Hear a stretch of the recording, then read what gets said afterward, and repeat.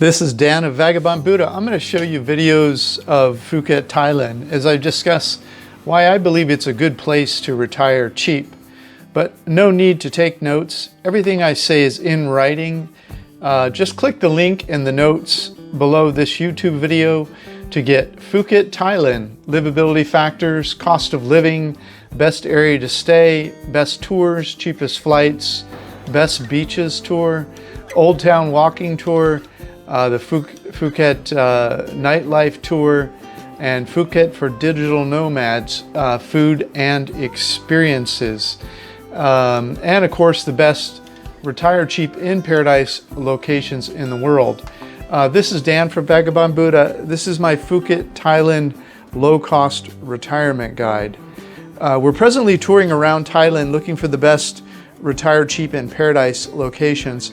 This is my fourth or fifth visit here to Phuket, Thailand. Normally I just come for a week or so, but this time I've spent 13 days here. We have another 8 or so stops in Thailand ahead of us. Subscribe if you'd like to learn all about Thailand and the best places to live. I've lived in or visited 65 countries in my life. My mission is to document all of the best places people can live or retire cheaper than their home country. You see, many people got hammered in the 2008 market crash. Some people do not have the money they expect to have at this time. Others will be trying to retire on Social Security alone. Some people are living a working retirement to support their lifestyle. I have no objection to a working retirement if you really love what you do. But if the money were not the issue, would you keep working? One of the ways you can live cheap or retire earlier than you thought possible is to reduce your expenses. There are cheaper places to live in the world that could provide the adventure you crave on the budget you can afford. Today we're talking about a beautiful island in Thailand called Phuket, but my Retired Cheap in Paradise reports worldwide are located here, link provided. Again, just click the link below this YouTube video for the webpage that includes all this information with links to everything I speak about. Okay, Phuket livability factors. But first, if you'd like to learn how to live in paradise locations for possibly less money than you're spending at home, or the various ways people make money online, grab a free copy of my ebook, How to Fire Your Boss and Travel the World. You'll see a link on the webpage for that free ebook. Okay, Phuket livability factors. There are certain things I think about as I consider each area for retirement potential. I call these my livability factors. I rank each one high, medium, or low. If the factors are ranked mainly high, it's a good indication that I could live here. Then I assign an overall desirability score. Okay, walkability. I would say medium. You will probably need a car or scooter to live here. The beach communities of Kata and Surin, my favorites, just don't have everything you will need. You'll need to make trips to Patong or Phuket, larger cities, to get supplies and vary your entertainment. Grab car is way overpriced here compared to other retire cheap places. The taxis are outrageous and the public transportation is lacking greatly. I would have given this factor a low if scooters weren't so cheap. You can find a used scooter here for about 300 bucks. So I'm going to call this medium. But if you're not interested in riding scooters or aren't highly experienced at riding scooters, I would be careful of trying to learn in Asia. It's a very difficult part of the world to learn how to ride a motorcycle because the people are a little bit crazy here driving. Okay, internet, high. The internet's not really an issue in Phuket. You'll be fine, almost no matter what your needs are, internet bandwidth wise. Okay, food, high. If you love Thai food, you'll love the quality and pricing here. Just stay away from the tourist restaurants, which are on or within a block of the beaches. Go back a block or two and see where the locals are eating for $2 to $3 per meal. If you want to eat Western food here, expect to pay $8 to $15 per meal in the restaurants closer to the beach or catering to tourists. Okay, weather, high.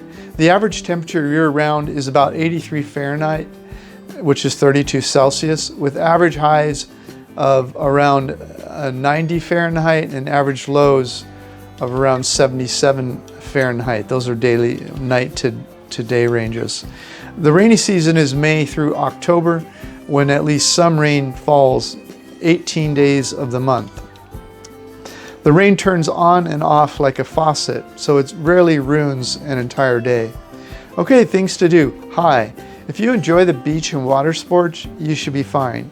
If you're a cultural lover, I would say medium or low. There is some culture in Old Town Phuket, and there are temples here and there. Okay, social considerations, medium. Many Thai people speak only tourist services level English. They will help you with a delightful smile on their face, but will not understand more nuanced questions or ideas you have. And why should they? They have to know a few words of 3 or 4 different languages, and most expats are on vacation, so they have little chance to develop deeper relationships. Some of the tourists and the expats here seem very focused on the sex tourism and aren't really interested in developing lasting relationships with Thai people. So if you want to develop a real feeling for Thailand and you live in Phuket, you'll need to learn some Thai. Okay, expats, hi. If you like hanging out with expats, you'll find them through various Facebook pages or on the InterNations webpage. That is where to go if you have a very specific or odd question I have not answered here. The expats here seem to be an honest, angry bunch overall online, so put on your game face before you start asking questions. Okay, real estate. You can get a condo here starting for around 100,000 US, about 20 minutes from the beach, and it goes up from there as you get closer to the beach. But I never recommend buying until you've lived somewhere at least 3 years. Phuket desirability score? I would say high. This would be a great place for people that are most comfortable in a medium-sized city, although the beaches are smaller and you'll need to travel around a bit, around the island a bit, possibly with a scooter to really enjoy the life here completely. Although the little beach communities, you could walk around and their food and everything is in walking distance. If you're finding any value here, could you please like it, comment, or share, or subscribe? Your simple act of kindness will move us up in the Google and YouTube search rankings so our business grows faster. Okay, Phuket cost of living. Okay, again, everything's in writing at the table, the web page. On the table here, there's example expenses for an Airbnb at a per month rate, a 1-bedroom apartment lease rate, hostels for shorter term people or hotels, high-end restaurants, neighborhood restaurants, food carts, the subway, train, or metro, which they have none, but buses are $1.30, and grab taxis are quite expensive, about $12.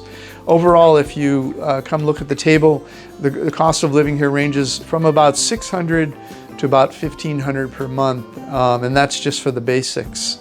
This estimated cost of living is for 1 month for one person as a temporary visitor. It only includes rent, 2 meals per day, and local transportation. I usually have oatmeal for breakfast in my room, so I don't count that.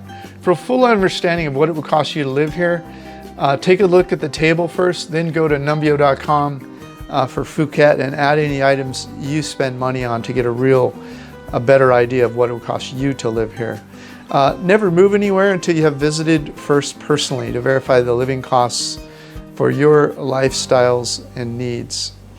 The above numbers are for one person. As I say, they do not include alcohol, tours, or extras. And the table, there's a link here on the web page below the table if you want to understand how it works better. Please book using our links to recommended flights, tours, or accommodations. You'll pay nothing extra, but we will earn a small commission. Your kindness will encourage us to keep making these travel guides and videos. Okay, best area to stay in Phuket. let's face it, people come to Phuket for the beach, so you want to spend at least some time at the beach. My favorites are 𝐴𝐒 Beach and Surin Beach, though you won't go wrong with 𝐴𝐒 Beach if you are a surfer, or Patong Beach if you're a party animal. However, if you are a cultural explorer, your exploration of Phuket should include a day or two in Old Town Phuket at least. Here are my suggestions for you in each of these areas I just mentioned. 𝐴𝐒 Beach, we stayed in this studio condo here that we found on Airbnb for about $20 per night. With the Airbnb fees and the cleanup costs, the housekeeping, it was ended up being $25 per night. If you're new to Airbnb, use the code here on the webpage at checkout to get a big discount. Okay, Surin Beach, there's a great place we're recommending here with an amazing rating. 𝐴𝐒 Beach, another great place, very near the beach. Patong Beach, it's a bit crazy for my taste. I recommend just visiting Patong at night, but there's a place here for reasonable. And then Old Town Phuket. These are ranging prices 25 to 35 per night, my suggestions. The sky's the limit in Phuket. You can spend whatever you want here. Okay, cheapest flights to Phuket. I almost always get my cheapest flights on Skyscanner. There's a link here. It's usually we found a cheap flight from, let's see, we flew from KL to Phuket on Skyscanner, and it was about $75. Hey babe, was that for two people or? Yes. $75 for two people, including luggage. Wow, amazing. Okay, best guided tours in Phuket. There are two tour aggregators I recommend, but each tour company here is the people on the tours are independently operated. So make sure to click the links, read the reviews, and make before making a final decision. But there are top tours here in Phuket. There's a Phi Phi Island tour. There's an ethical elephant tour, and there's just a ferry transfer to Phuket if you want to go over there for the day or for a night or two to Phi Phi Island. Okay, Phuket, Thailand best beaches tour. There's a video here you can watch of me Cheng Hui and I visiting our 8 favorite beaches in Phuket, and then I've listed them here by favorites also, and so that's all on the webpage. Just so you know, 𝐴𝐒 is my #1 favorite, Surin #2, 𝐴𝐒 Noi is #3, 𝐴𝐒 is 4, Kharoon Beach is 5, and it goes down from there all the way to #8. And there's a map here. You can click it and start taking the scooter tour. It's a good full day tour to see all the beaches. Oh, by the way, make sure to carry your driver's license with you. If the Thai police wave you over, which they love to do to tourists, they'll charge you a 1,000 baht fee, which is only $30, but it'll interrupt your day and it's a little intimidating. So don't do that. Just bring your driver's license. Okay, also on the webpage there's a Phuket Old Town walking tour. Watch the video. If it looks fun, click the link and go on the walking tour. The Old Town part of Phuket is older, it's more interesting than the beaches in terms of culture. So I recommend you watch that walking tour, and if it looks fun, go for it. Okay, the big Buddha tour.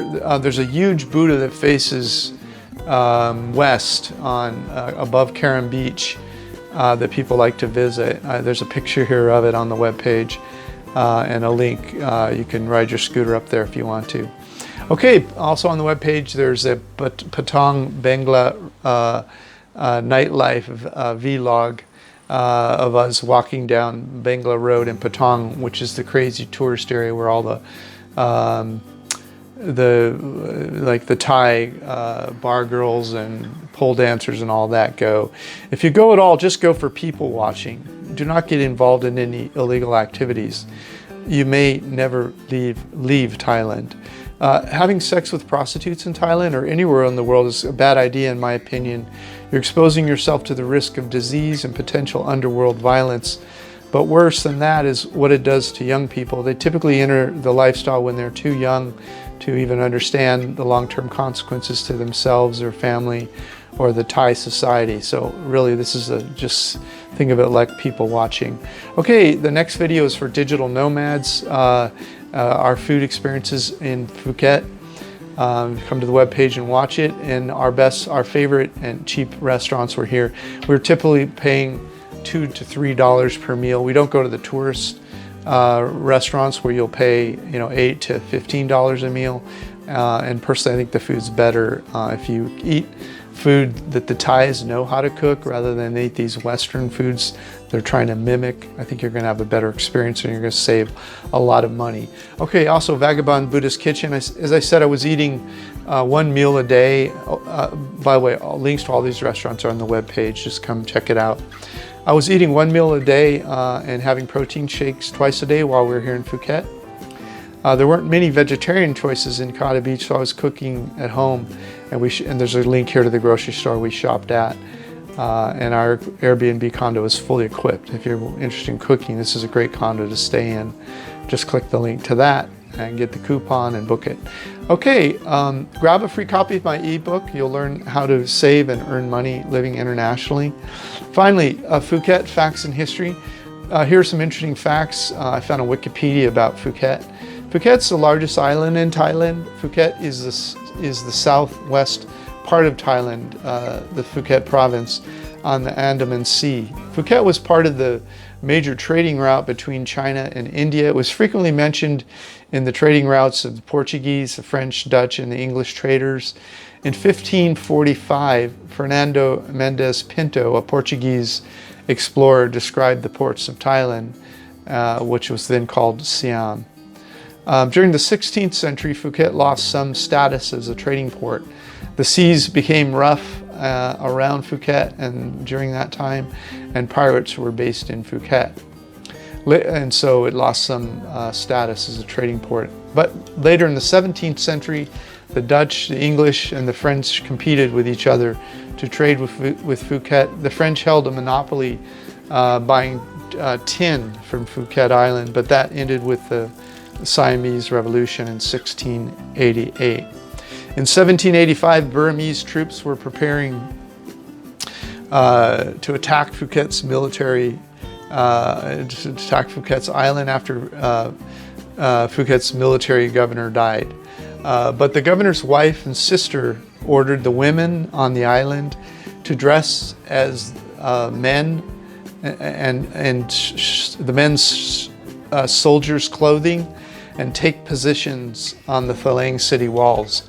The Burmese saw this huge increase in soldiers and they fled upon seeing the apparent strength of the defense. The women received the honorary titles for this idea from King Rama I. Phuket once derived its wealth from trading in tin and rubber, but now tourism is the major source of income in the Phuket province. Phuket has a rich history of tin mining carried out by various cultures such as the Siamese, the Chinese, the Malays, Indians, Eurasians, and the Sea Gypsies. In 2004, Phuket and nearby islands were struck by the tsunami, which was caused by an earthquake in the Indian Ocean.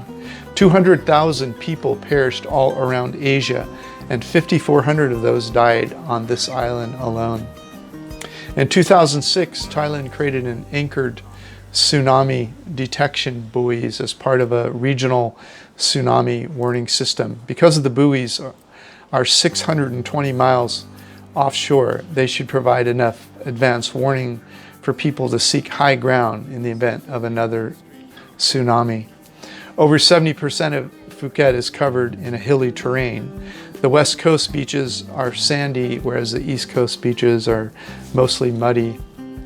I recommend staying on the west coast of Phuket and the Kata beach area because there's hills here, and when the warnings go off, you'll be able to run up a hill and avoid being hit by a tsunami. The largest, most overcrowded beaches on Phuket is in Patong. South of Patong, as I talk about in the beach tour, is the Karen, Kata, and the Kata Noi beaches. North of Patong is the Kamala Beach, Surin Beach, and Bang Tao Beach. Okay, if you're interested in the matter of the subject of present moment awareness, my new videos on that subject are now being posted at my Present with Vagabond Buddha YouTube channels. Please subscribe to Vagabond Buddha or our YouTube channel to watch us move around the world, 65 countries so far. This is Dan of Vagabond Buddha. Thank you for stopping by. The world is your home. What time will you be home for dinner?